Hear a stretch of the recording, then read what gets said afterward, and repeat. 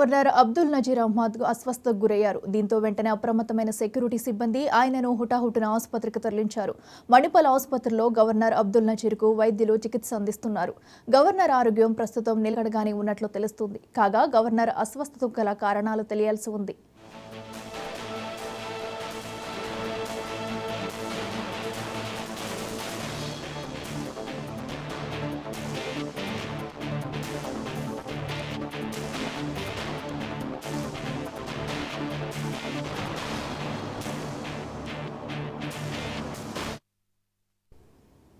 AP governor Abdul Nazir Ahmed అస్వస్థతకు గురయ్యారు.